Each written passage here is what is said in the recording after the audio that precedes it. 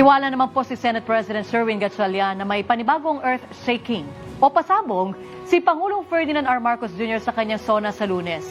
At sa pagbubukas ng sesyon sa susunod na linggo, tiniyak din ni Gatchalian na agad nilang aaksyonan ang legislative agenda ng Marcos Jr. administration. Nakatutok si Daniel Manalastas.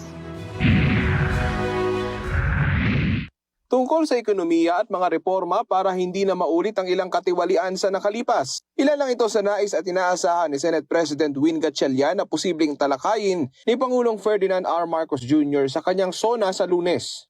Para hindi na maulit yung flood control issue, maraming nang nakulong, maraming nang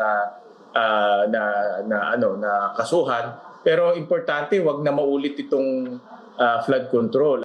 Hindi na rin umano siya magtataka kung may pasabog na anunsyo ang Pangulo sa nalalapit na ulat sa bayan, katulad ng ginawa sa mga nakalipas na taon. Parang naging tradisyon na sa mga SONA talumpati ng ating Pangulo, yung mga earth-shaking statements. Kung matatandaan natin, diba, yung Pogo, yung unang-una na yun.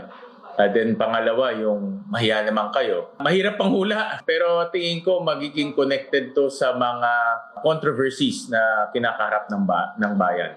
Sabi ni Gatchalian, handang-handa na rin sila sa pagbubukas ng sesyon sa susunod na linggo, pati na rin sa usapin ng seguridad. Pero hindi niya pinalagpas ang ilang pagbabanta sa ilang kasamahang senador, tulad ng napabalitang death threats na natanggap ni Senator Risa Hontiveros.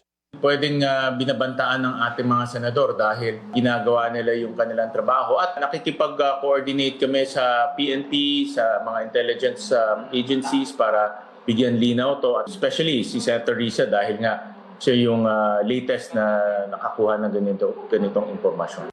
Sa pagbubukas din ng sesyon sa susunod na linggo, tatrabahuin nila ang mga nakapilang legislative agenda ng Marcos administration kasabay ng impeachment trial.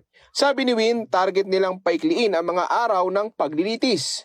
Pinag-uusapan ngayon ng prosecution at defense kung pwedeng tapusin na by article yung impeachment dahil mas masusundan ng taong bayan. Tutugunan din umano ang problema sa pagtaas ng singil sa kuryente at iba pa. Daniel Manalastas, IBC News.